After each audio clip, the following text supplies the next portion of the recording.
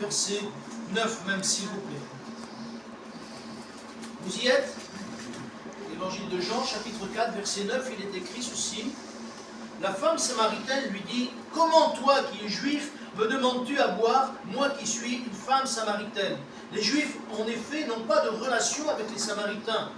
Jésus lui répondit, « Si tu connaissais le don de Dieu et celui qui te dit, donne-moi à boire, tu lui aurais toi-même demandé à boire et il t'aurait donné de l'eau vive. » Amen.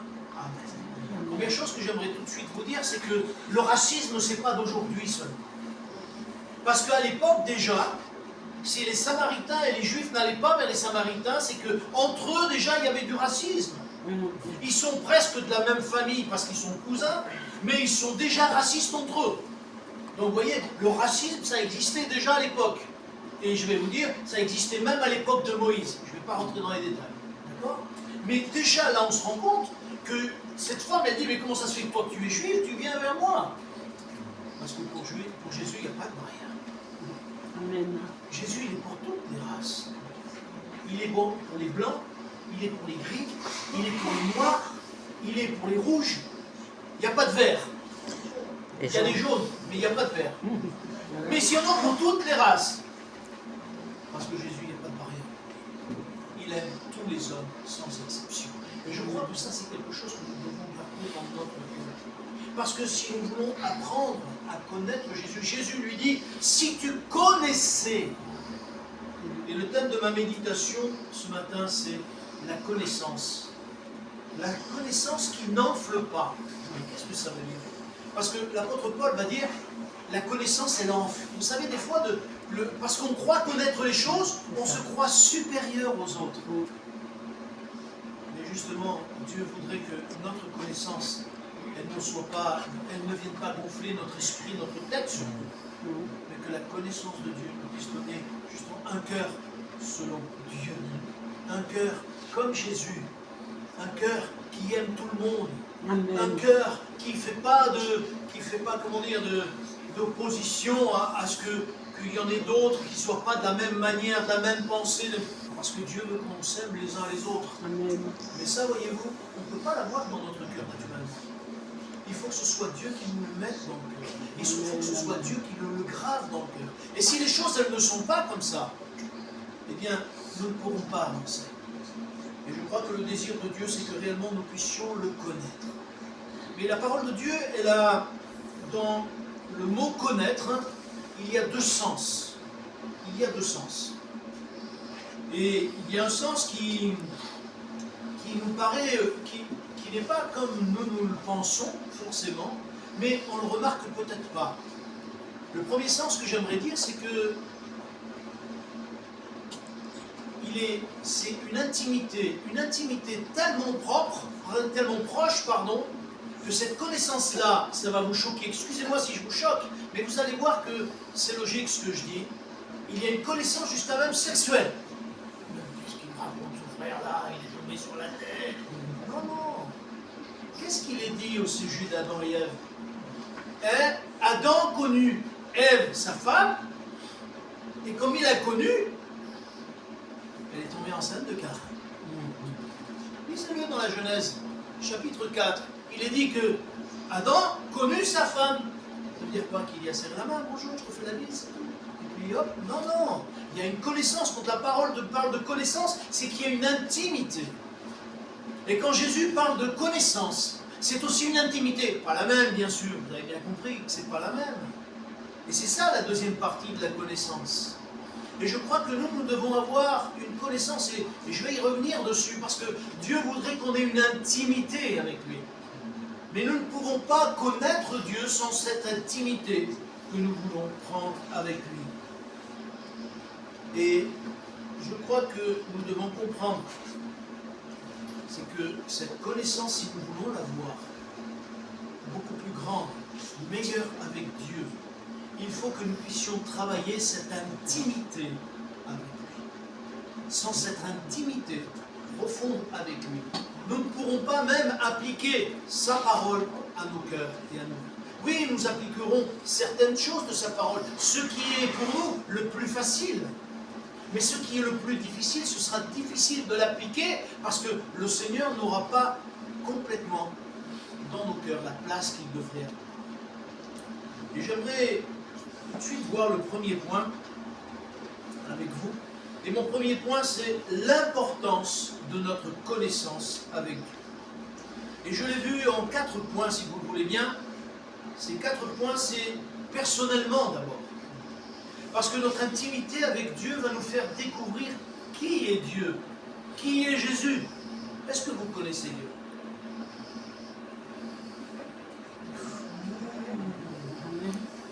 Un grand silence. Oui, on pourrait dire, oui, je le connais un petit peu. Une chose que nous pouvons dire que nous le connaissons, nous connaissons son amour. Amen. Parce que son amour a touché notre cœur. Son amour nous a fait comprendre l'amour que lui a manifesté à la croix.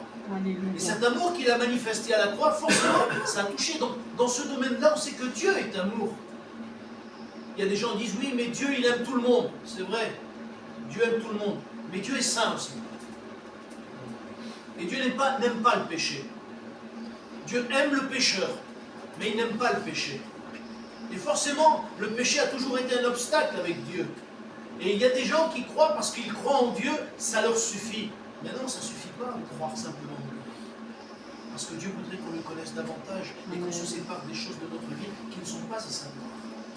Parce que sinon, nous ne pourrons pas aller dans la meilleure connaissance. Vous voudriez que le Saint-Esprit descende ce matin? Vous voudriez que le Saint-Esprit baptise dans le Saint-Esprit ce matin? Amen, amen.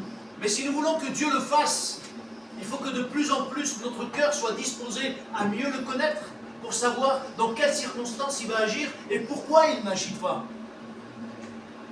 Je crois que, personnellement, nous devons connaître davantage. Et nous devons tout faire pour découvrir qui est Dieu.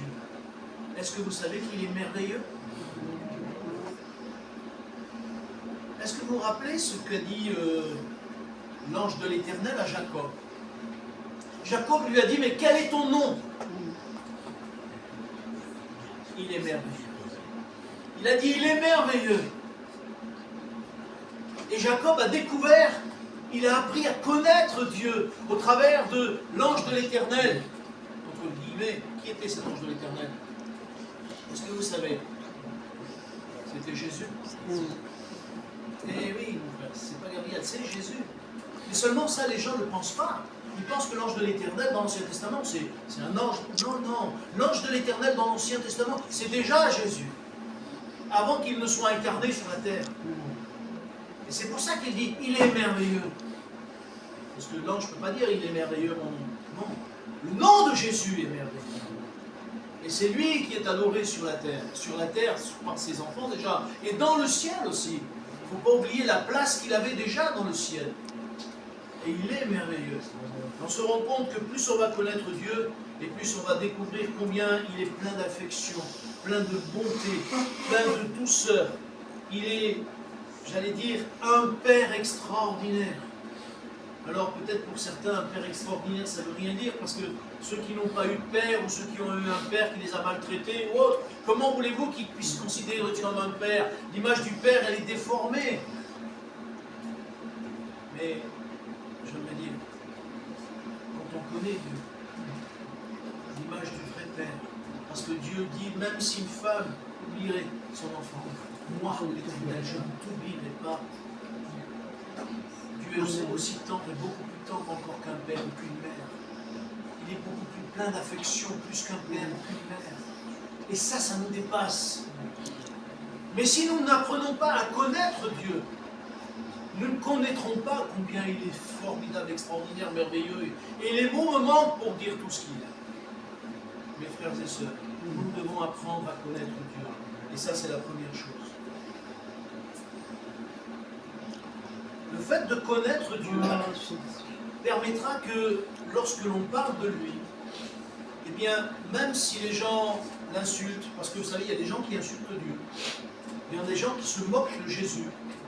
Et moi je suis étonné parce que plus le temps passe, et plus les gens se moquent de Jésus, même à la télé, même il y a quelqu'un qui disait dernièrement oui, j'aimerais bien rencontrer Jésus, mais comme il est mort, On va voir quelqu'un qui ne le connaît pas du tout. Ah oui. Parce que cette personne, elle ne sait pas que Jésus, il est vivant. Amen. Et nous voulons le proclamer fortement qu'il est vivant. Parce que s'il n'était pas vivant, nous ne pourrions pas être là aujourd'hui. Parce que Jésus est vivant, il est ressuscité le 3e jour. Et ça, c'est justement un manque de connaissance de tous ces gens qui parlent et qui nous permet aussi de rester cadrés dans notre esprit. Parce que nous savons qu'il est vivant. Les gens peuvent dire ce qu'ils veulent de nous. Mais si nous le connaissons de plus en plus, nous n'aurons pas peur de tout ce qu'ils vont critiquer en disant mais Dieu n'existe pas, Dieu est mort, Jésus ne reviendra pas, alors que Jésus a dit qu'il reviendra. Amen. Et il a donné des faits précis pour dire qu'il reviendra. Et toutes ces choses, ce sont des connaissances que plus nous allons nous approcher du Seigneur, et plus le Seigneur va nous donner. C'est pour ça que Jésus va dire à cette femme, si tu connaissais celui il te donnerait lui-même à boire. Toi-même, tu lui aurais demandé à boire et il t'aurait désaltéré. Et je crois que nous ne devons pas perdre de vue que Jésus est toujours capable de nous désaltérer. Toujours capable de rassurer notre cœur. Amen. Vous êtes inquiète? Vous êtes inquiet ce matin? Non. Faites-lui confiance. Faites-lui confiance. Parce que lui, il sait exactement ce dont nous avons besoin. Et il sait répondre à notre besoin. La troisième chose que j'aimerais vous dire, enfin, oui, non, je vais rester dans la deuxième parce qu'il y a une chose que j'ai oublié de vous dire, c'est que quand on connaît Dieu, même si le diable va vouloir nous faire croire que Dieu nous a abandonnés, parce que vous savez, quand on passe par des moments difficiles, on a toujours des moments où on se dit, mais Seigneur, tu es où? Est-ce que tu es encore avec moi? Est-ce que j'ai péché contre toi? J'ai l'impression que tu ne me parles pas. Seigneur, qu'est-ce qui m'arrive? Pourquoi ça dure? Pourquoi ce problème, il est là et ça dure et pourquoi je suis un vrai galérien, une vraie galérienne qui galère dans mes problèmes, dans mes difficultés? Et le diable dire derrière, vous savez derrière, la petite pensée qui est derrière. Vu comme tu es, le Seigneur ne t'aime pas. Vu tout ce que tu passes, c'est que sûrement tu as fait quelque chose de mal. Vu que tu comprends, mais quand on connaît Dieu, on sait que Dieu nous aime. Amen. On sait que Dieu nous aime au-delà de tout. Dieu sait qu'on est des pécheurs. Dieu sait qu'on est imparfait. Dieu sait qu'on a besoin toujours de perfectionner notre vie. C'est pour ça que Dieu nous a donné ce verset extraordinaire, que nous ne réalisons pas toujours sa valeur. 2 Corinthiens 5, 17. Est-ce que vous l'avez appris par cœur? C'est quoi ça? Presque ça, mais ce n'est pas tout à fait ça. Il est dit, si quelqu'un est en Christ, il est une nouvelle créature, nouvelle création. Mais nous, c'est notre traduction. Mais dans la traduction, il dit, il est en train de devenir une nouvelle créature. Ça veut dire qu'il est en train de devenir une nouvelle créature. C'est-à-dire que vous êtes encore imparfait, mais nous aussi. Mais Dieu nous demande de nous perfectionner chaque jour encore. Et comment nous perfectionner? Par la connaissance que nous apprendrons de Jésus-Christ, qui lui va nous aider à nous perfectionner. Vous savez, une chose que j'ai remarquée, et quelque part c'est ma devise, rien par la force, tout par l'amour. Parce que celui qui a touché mon cœur, dans l'état où j'étais quand Dieu a touché mon cœur, et qui m'a fait plier le genou, c'est l'amour de Christ. Amen. Le jour où j'ai réalisé comment et pourquoi Jésus était mort. Là, j'ai dit, mais comment tu as pu m'aimer, Seigneur? Comment tu as pu m'aimer à ce point? Et je crois que c'est ça qui est prié. Et c'est quelque chose que nous ne devons jamais oublier. Dieu nous aime envers et contre nous. Malgré nos imperfections. Dieu nous aime. Notre femme, elle verra les défauts. Pourquoi ma femme rit? J'ai pas voulu le dire, ma chère. Mais on se voit tous les défauts les uns les autres. C'est évident. Pourtant, Christ nous voit au travers de son sang. et il nous voit purs. Ne laissez pas le diable vous accuser. Ne laissez pas le diable vous décourager. Mais ça, ce qui va faire que nous allons pouvoir contrer ces choses, c'est la connaissance que nous aurons de Jésus de plus en plus, dans son amour et dans sa grâce. Alors sachez qu'ici, il n'y a qu'une église imparfaite. Vous en êtes conscient. Donc forcément, mais Christ nous a purifiés. Et le Père nous voit complètement purs. Comment nous le savons? Parce que la parole nous le dit. Amen. Parce que la parole nous rappelle ces choses. J'aimerais lire avec vous, s'il vous plaît, un texte qui se trouve dans l'évangile de Jean, au chapitre 17.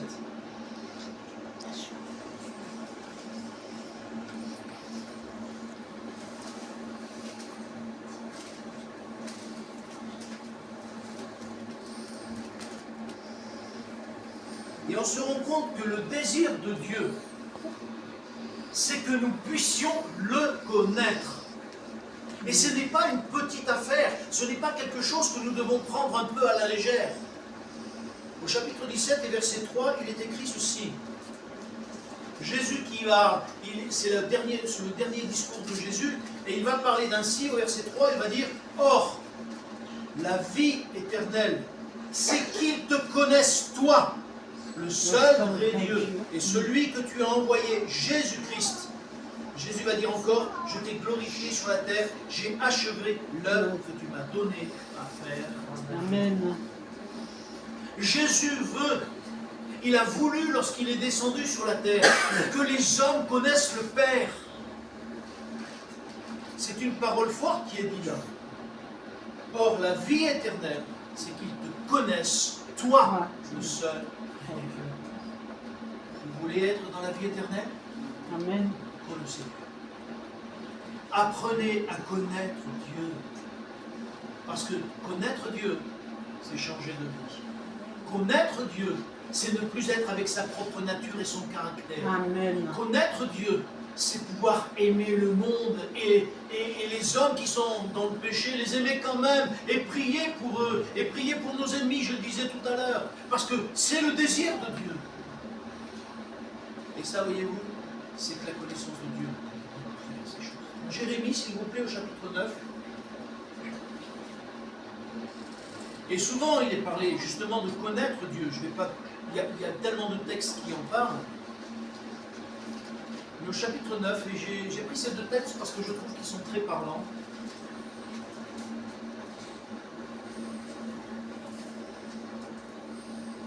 Au chapitre 9, s'il vous plaît. Verset 23. Il est écrit ceci. Ainsi parle. Tout le monde y est? 9, 23. Vous me dites, si tout le monde n'y est pas, vous me le dites. On s'attend les uns les autres. C'est bon, tout le monde y est?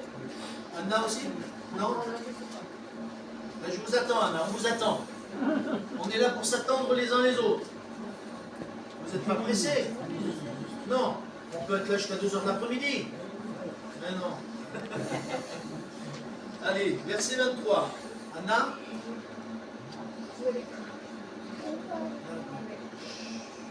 Il est écrit ceci. Ainsi parle l'Éternel. Que le sage ne se glorifie pas de sa sagesse. Que le fort ne se glorifie pas de sa force. Que le riche ne se glorifie pas de sa richesse. Mais que celui qui se glorifie d'avoir de l'intelligence, de me connaître, de savoir que je suis l'Éternel, qui exerce la bonté, le droit et la justice sur la terre. Amen. Car c'est à cela que je prends plaisir, dit l'Éternel. Dieu prend plaisir à de ce qu'on cherche à le connaître. C'est pour ça que dans Jérémie au chapitre 29, il est dit « Vous me chercherez de tout votre cœur et vous me trouverez si vous me cherchez. » Dieu veut qu'on le cherche et qu'on cherche à le connaître. Et je crois que ça, c'est quelque chose d'extraordinaire. Parce que Dieu désire avant tout qu'on puisse davantage mieux le connaître.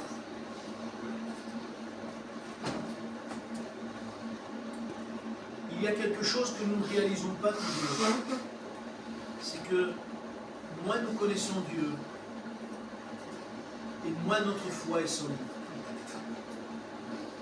On se rend compte que l'apôtre Paul parle souvent, et pas que l'apôtre Paul, mais l'apôtre Jean aussi en parle, et nous allons le voir avec quelques textes.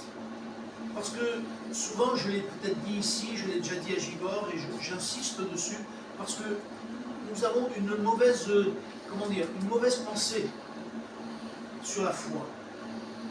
La foi, nous disons, c'est de croire. Oui, mais non.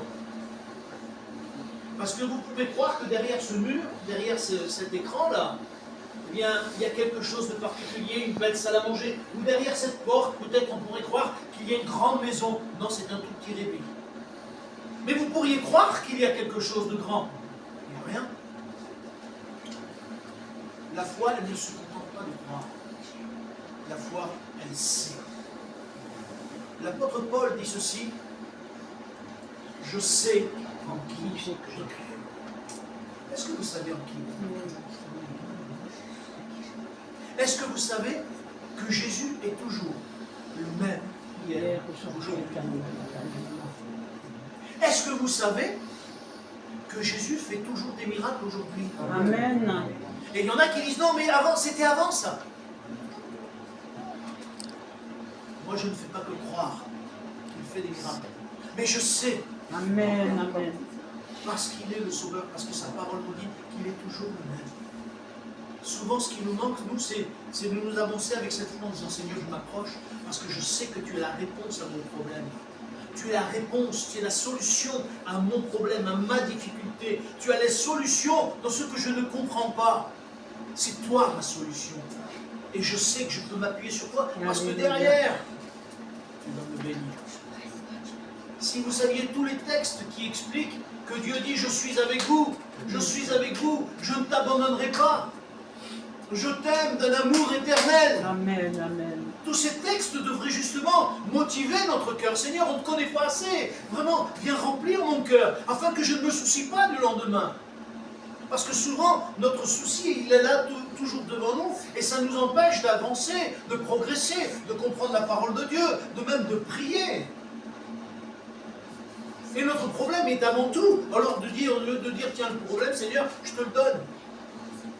Jésus a dit: venez à moi, vous tous qui êtes fatigués et chargés, et je vous donnerai du repos. Est-ce que vous savez où c'est que c'est écrit? Dans la Bible? Oui, je sais.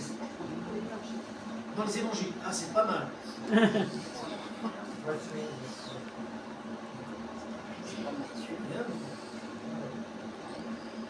à moi, vous tous qui êtes Matthieu 11, 28. Vous voulez vérifier? Oui, je vois qu'il y en a qui cherchent déjà. Non, c'est Matthieu 11, 28, le frère a dit. Matthieu 11, 28, allez-y, cherchez. Est-ce que c'est ça ou pas?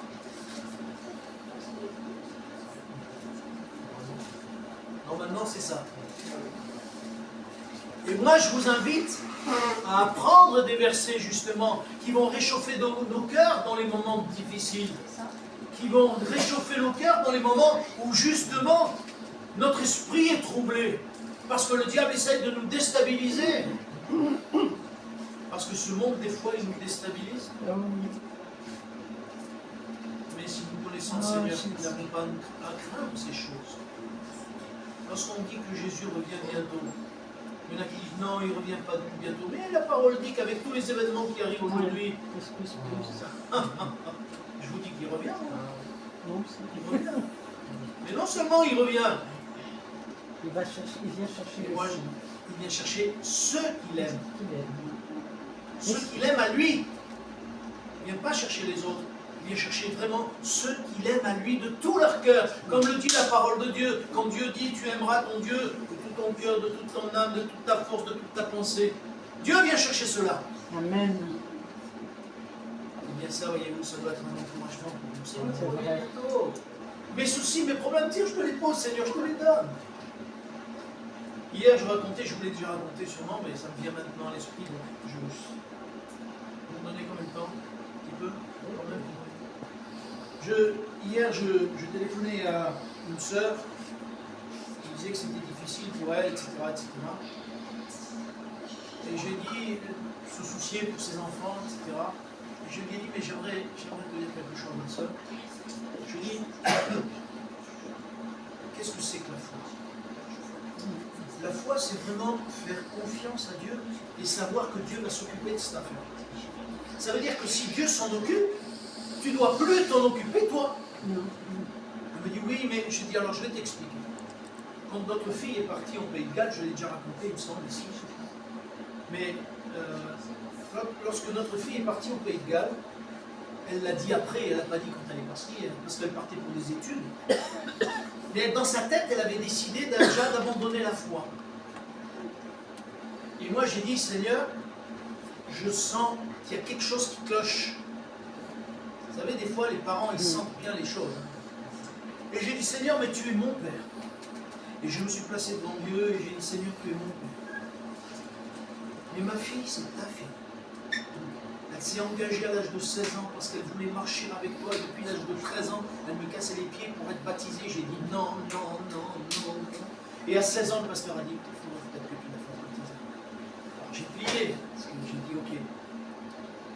Et quand elle a fait ses études au Pays de Galles, elle a dit, de toute façon dans sa tête elle avait décidé, c'était fini, elle voulait vivre autre chose. Et donc elle arrive dans cette école au Pays de Galles. Et moi j'avais dit, Seigneur, c'est ta fille. Moi, je ne peux pas en prendre soin. Elle est loin. Comment tu veux, Seigneur, que je prenne? J'ai pas assez d'argent pour vivre avec elle, pour la surveiller, pour veiller sur elle. Je dis, mais toi, Seigneur, toi, tu es mon Père. Toi, entoure-la. Prends soin d'elle. J'ai dit, Seigneur, moi, je te fais confiance. Amen. Arrivé là-bas à l'école, elles les ont montées toutes les élèves qui étaient là, si je peux dire des élèves, parce que les étudiants, merci, le terme, les étudiants, ils ont monté dans un bus, ils ont dit maintenant, dans quelle église vous voulez aller? Ma fille, vous me menez à l'église. C'est quoi ce bazar? Ils nous emmènent dans une église. Non mais c'est n'importe quoi, l'école qui les emmène dans les églises où ils veulent. Ma fille, elle me dit, papa, tu te rends compte? Ils m'ont dit d'aller à l'église, ils voulaient m'emmener à l'église, ils m'ont emmené à l'église. Et je leur ai donné le nom de l'église et ils m'ont emmené. Je dis, Seigneur, combien tu es? Amen, Parce que amen. moi, je ne peux pas faire toi. Alors après, elle m'a dit, mais papa, tu sais, l'église où j'ai été, je n'ai pas aimé. Je n'ai pas trouvé une autre église. Elle a trouvé une petite église où il y avait des personnes un peu d'un certain âge, peut-être comme ici, un peu, vous voyez. Peut-être un peu plus grande l'église, parce qu'elle était un peu plus grande. Mais il y avait un missionnaire avec sa femme, avec une femme qui était belge, qui était mariée avec un Anglais. Et ces personnes d'un certain âge, elles l'ont pris sous leur son d'aile. Et en fait, petit à petit, sa foi a été reconstruite. Dieu prend soin de nous. Alléluia. Encore faut-il qu'on puisse lui dire, Seigneur, je te confie tout. Mais d'où nous vient cette foi de dire, je sais que mon Rédempteur est vivant, comme disait Job? D'où ça vient? De notre connaissance de la parole de Dieu, de notre connaissance de Dieu lui-même. Parce que lui-même prendra soin de vous, dit la parole de Dieu. Lui-même prendra soin de vous. Sachant remettre ces choses au Seigneur, qui lui nous encouragera, lui nous fera du bien, lui agira, parce qu'il est celui qui justement sait prendre soin. Est-ce que vous savez ce qui est écrit dans Romains 8, 28? Ça, vous pouvez le connaître. Oui, mon frère. Toute chose concourt au bien. Mais avant de dire toute chose, il y a un mot avant. Non.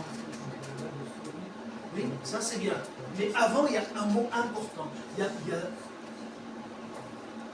Nous savons que toute chose concourt au bien de ceux qui... Il est écrit, nous savons.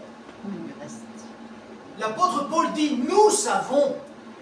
Encore une fois, il dit, je sais que toute chose concourt au bien de ceux qui aiment Dieu. Est-ce que vous le savez? Il y en a qu'un qui le sait, les autres, vous ne le savez pas. Et pourtant, mes frères et sœurs, nous devrions savoir que toute chose concourt au bien de ceux qui aiment Dieu. Encore une fois, il y a ce nous savons. Je sais en qui j'ai cru. Nous savons que toute chose concourt au bien de ceux qui aiment Dieu. Ma sœur, est-ce que tu sais que ce que tu vis, ça concourt à ton bien? Est-ce que tu le sais? Alors je t'invite à le savoir. pour le savoir, il faut que tu prennes la connaissance de ton Dieu, qui est Jésus. Tout ce qui fait aujourd'hui tes tracas, ta souffrance, ton inquiétude, il prend soin de toi. Amen. Non seulement il prend soin de toi, mais en plus, il te conduit sur les chemins que lui a prévus. L'apôtre Paul dit, nous savons, mais ce n'est pas le seul. J'aimerais lire un texte avec vous, s'il vous plaît, dans l'épître de Jean, la première épître de Jean.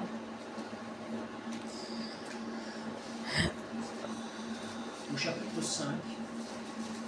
1 Jean, chapitre 5.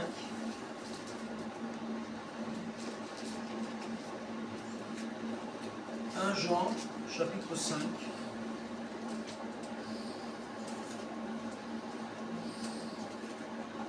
Et à partir du verset 13. J'ai pris ce texte parce que on en revient encore à ce que je vous disais tout à l'heure. Vous y êtes? Anna, ma soeur? Oui? Tout le monde y est? On y va. Verset 13, s'il vous plaît. 5, 13. Je vous ai écrit ces choses, écoutez bien, afin que vous sachiez que vous avez la vie éternelle, vous qui croyez au nom du Fils de Dieu. Est-ce que vous savez que vous avez la vie éternelle? Amen. C'est important ça. Parce qu'il y a des croyants qui vous disent, est-ce que vous avez la vie éternelle? Si Dieu veut. Comment ça, c'est Dieu? L'apôtre Paul dit, et l'apôtre Jean dit, je vous ai écrit ces choses afin que vous sachiez que vous avez la vie. On continue. Nous avons près de lui cette assurance que si nous demandons quelque chose selon sa volonté, il nous écoute. Et écoutez bien encore, et si nous savons qu'il nous écoute, nous savons que nous possédons la chose que nous lui avons demandée, afin qu'elle soit, avons demandé quelle qu'elle soit, pardon. Si quelqu'un voit son frère commettre un péché qui ne mène point à la mort, qu'il prie, et Dieu donnera la vie à ce frère. Il la donnera à ceux qui commettent un péché qui n'est point à la mort. Verset 18. Nous savons que quiconque est né de Dieu ne pratique pas le péché, mais celui qui est né de Dieu se garde lui-même et le malin ne le touche pas. Verset 19. Nous savons que nous sommes de Dieu et que le monde entier est sous la puissance du malin. Verset 20. Nous savons aussi que le Fils de Dieu est venu et qu'il nous a donné l'intelligence pour connaître le véritable, et nous sommes dans le véritable, dans son Fils Jésus-Christ. C'est lui qui est le Dieu véritable et la vie éternelle. Amen. Est-ce que vous avez remarqué le nombre de nous savons? Mes frères et sœurs, la foi, c'est pas quelque chose qui est aujourd'hui peut-être, demain. La foi, c'est cette certitude. Nous savons. Je sais en qui j'ai cru. Nous savons qu'il est la vie éternelle. Nous savons qu'il nous a donné la vie éternelle. Nous savons qu'il nous a pardonné de nos péchés. Nous savons qu'il prend soin de nous. Parce que le Seigneur l'a marqué dans nos cœurs. Et je vais aller un peu plus loin si vous le voulez bien. On va prendre encore un quart d'heure. Après que nous avons compris que nous savons, mais imaginez que vous me disiez, oui, mais j'ai du mal à savoir vraiment. Comment justement avoir cette certitude? Comment avoir cette meilleure connaissance de Dieu? Parce que c'est bien de savoir que nous savons, mais cette connaissance de Dieu, elle vient des fois un petit peu comme ça, mais après petit à petit, avec le temps, à cause des coups de la vie, on a tendance à perdre un petit peu ce nous savons.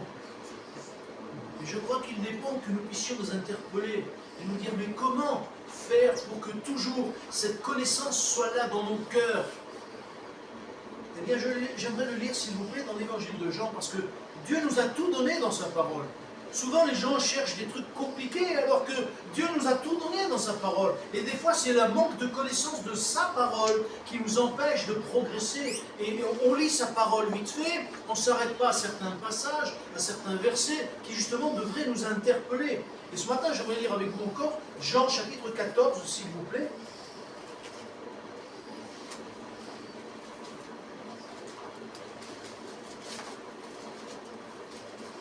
L'évangile de Jean, chapitre 14.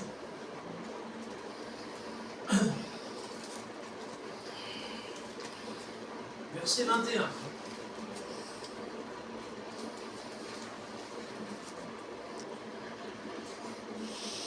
Vous y êtes? Celui qui a mes commandements et qui les garde, c'est celui qui m'aime.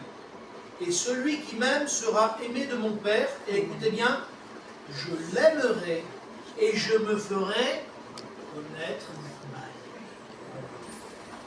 Celui qui a mes commandements et qui les garde, je l'aimerai et je me ferai connaître à lui. Vous voulez connaître davantage Dieu? Les commandements du Seigneur. Revenons à la parole. Je ne le dirai jamais assez. Mes frères et sœurs, nous sommes au 21e siècle. Et les gens devraient connaître la parole. Mais malheureusement, ils connaissent des tas de choses, sauf ce qui est écrit. Ils connaissent ils sont vraiment intelligents pour avoir des témoignages extraordinaires de guérison. Ils connaissent les guérisons qui se passent en Argentine, au Brésil, en Chine et tout le reste. Et quand on leur parle de la parole, ils disent, mais c'est écrit ça? Non, ça c'est écrit. Bien sûr, c'est écrit. Sinon, il faut chercher. Mais si on ne lit pas la parole, si on ne cherche pas ce que Jésus a voulu nous dire, comment vous voulez qu'on grandisse, comment vous voulez qu'on le connaisse? Connaisse, Jésus a dit lui-même, celui qui a mes commandements et qui les garde. Parce que c'est bien d'avoir les commandements, mais il faut les garder, il faut les mettre en pratique. Et si on les met en pratique, Jésus dit, et celui qui m'aime sera aimé de mon Père, je l'aimerai et je me ferai connaître. Je crois que ça, c'est une chose qui est importante pour nous. Que nous puissions de plus en plus connaître le Seigneur. Si nous n'apprenons pas à le connaître davantage, eh bien, vraiment, nous ne pourrons pas grandir et progresser. Nous voulons voir des miracles, nous voulons voir ces choses-là, mais il faut que de plus en plus, notre identité, elle soit collée à celle de Christ. Que nous puissions de plus en plus lui ressembler. Que nous puissions de plus en plus être semblables à Christ. Parce que nous sommes ses frères. Vous êtes d'accord qu'on est frères de Christ? Il nous a rachetés. La parole nous dit que justement, il est le premier-né d'une multitude de frères. Et nous faisons partie de cette multitude de frères. Mais Dieu nous a donné Jésus comme exemple. Et si le Père a exaucé, vous vous rappelez dans la parole, tout ce que Jésus demandait, il l'avait. Chaque fois qu'il priait, ses prières étaient tout de suite exaucées. Il priait pour les malades, le malade était guéri. Vous croyez que ça c'est d'avant ça? Non, c'est d'aujourd'hui. Mais je crois qu'il nous faut davantage connaître Jésus et connaître le Père. Et si nous connaissons Jésus et nous connaissons le Père, notre prière n'aura pas atteint le plafond que déjà Dieu aura exaucé. Amen. Parce que Dieu est un Dieu puissant, est un Dieu si merveilleux, un Dieu qui nous aime, qui voudrait que nous le connaissions davantage. Je crois que nous ne réalisons pas l'intimité que Dieu voudrait avoir avec nous. Vous savez, il y a quelque chose qu'on a souvent dit, c'est que Jésus a dit, lorsque tu pries, rentre dans ta chambre. Vous vous rappelez de ça? Oui. Vous laissez ce passage. Et qu'est-ce que je vous ai dit au début de la méditation? Que la connaissance allait même jusqu'au point sexuel. Vous vous rappelez? Oui. Qu'est-ce qui se passe dans une chambre? Pourquoi Dieu nous appelle dans la chambre? Non pas, attention, vous n'allez pas déformer ce que j'ai dit, ce que je vais dire. Non, c'est un Dieu qui... Parce que c'est un lieu secret. Jésus le dit, c'est dans le lieu secret. La chambre, c'est le lieu secret. Mais c'est parce que Dieu veut l'intimité avec nous, une intimité profonde. C'est pour ça qu'il dit, tu rentres dans ta chambre, et là, dans le secret, ton Père te le dira. Parce que Dieu donne l'exemple là, l'exemple de la chambre, qui est sous-entendu, la chambre du couple, c'est un lieu secret pour le couple. Mais là, c'est un lieu secret pour Dieu et toi-même, ma soeur. toi-même, mon frère. Et dans le lieu secret, Dieu est capable de nous parler. Amen. Dieu est capable d'agir en nous là. Dieu voudrait cette intimité. Dieu voudrait qu'on le connaisse davantage. Dieu voudrait se manifester davantage dans nos vies.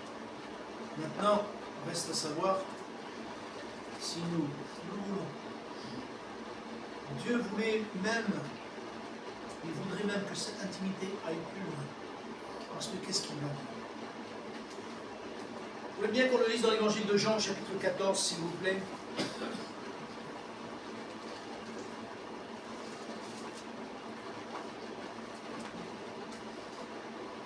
Jésus va revenir sur la même chose, verset 21, mais au verset 14 déjà on en parlait. Chapitre 14, verset 15.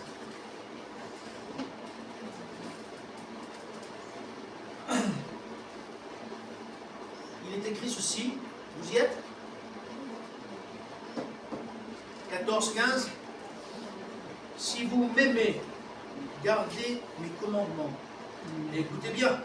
Et moi je prierai le Père et il vous donnera un autre consolateur afin qu'il demeure éternellement avec vous. L'Esprit de vérité que le monde ne peut recevoir parce qu'il ne le voit point et ne le connaît point.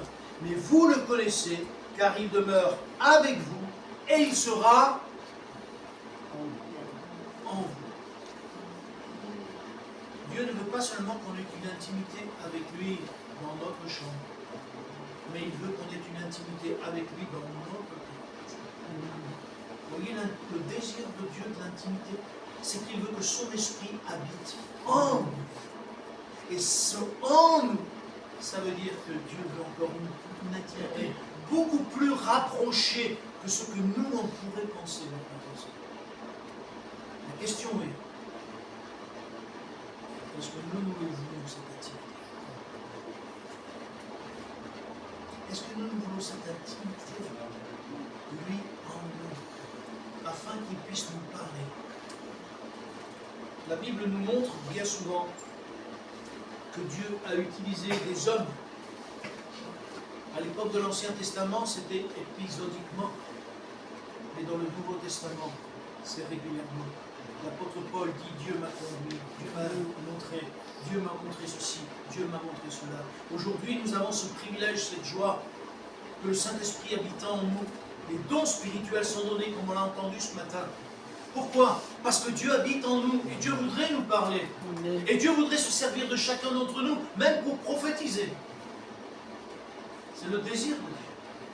Mais ce n'est pas d'aujourd'hui, rappelez-vous, Moïse le disait, mais si tout le peuple pouvait prophétiser aussi. Mais je crois que Dieu nous donnait de prophétiser à tous. C'est à nous, à vraiment, mes frères et sœurs, mes frères, à vouloir dire, Seigneur, aide-moi, à avoir une plus grande intimité avec toi. Je crois que si nous savons garder cette intimité, alors nous verrons la gloire de Dieu. Amen. Parce que Dieu veut se glorifier. Et je vais dire même, jusqu'au dernier moment, jusqu'au retour de Jésus, Dieu voudra se glorifier au travers de l'Église, au travers de chacun d'entre nous. Et mes frères et sœurs, c'est à nous de dire, Seigneur, je veux cette intimité. Amen. Je veux mieux te connaître. Je veux mieux te laisser faire dans ma vie. Je veux que tu changes ma vie, que tu changes mon caractère, que tu parles par ma bouche, que tu me dises ce que j'ai à faire. Dieu peut le faire.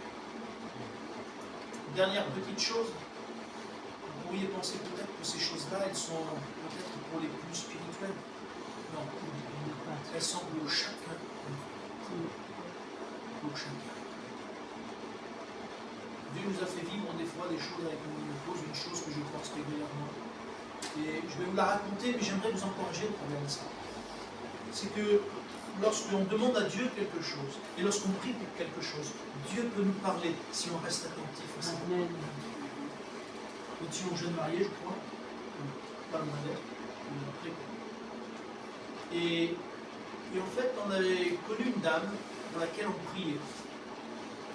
Et un jour, cette dame, elle était une de nos voisines, disparut. Et on a prié pour elle, on a prié pour elle. Et un jour, on cherchait un appartement. En cherchant un appartement, on avait vu différents trucs. Puis j'ai dit à ma femme, écoute, on va faire les conciergeries.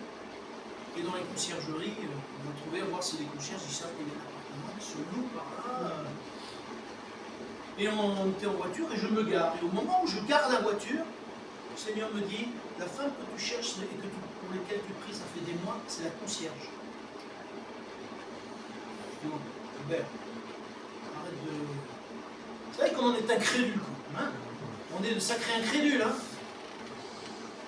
Et une deuxième fois, la voix me dit, la femme que tu cherches, ça fait des mois, pour laquelle tu pries, c'est la concierge. Je ne sais pas si ma femme, elle se rappelle. Et moi, j'ai dit, écoute, je crois que le Seigneur me dit, la femme qu'on cherche, pour les mois qu'on prie, pour elle, c'est la concierge.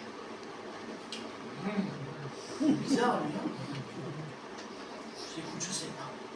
Je ne sais pas si c'est moi, si...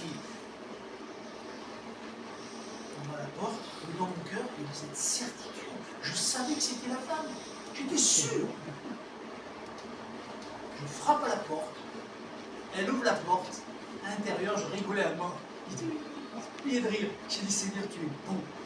J'ai dit, voilà, on cherche un appartement. J'ai dit, mais vous me connaissez, non? Vous me connaissez? Bien sûr, on se connaît. Ah, mais oui! Mais rentrez, je vous en prie, rentrez, maman. On a bu le café ou le thé ou je ne sais plus trop quoi. Et on a pu le témoigner.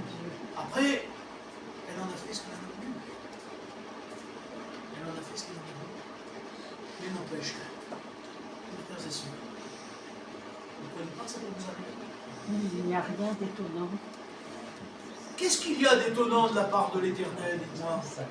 Qu'est-ce qu'il y a d'étonnant de la part du Seigneur? Rien. Il est un grand Dieu. Amen. Et si grand, si saint qu'il soit, si extraordinaire, merveilleux, il pourrait nous rejeter parce que nous sommes imparfaits, parce que nous ne sommes pas toujours à la hauteur. Je me dis souvent, Seigneur, qu'est-ce que j'aimerais être mieux pour toi, j'aimerais mieux te plaire, j'aimerais être plus parfait, mais tu sais, Seigneur, toutes choses.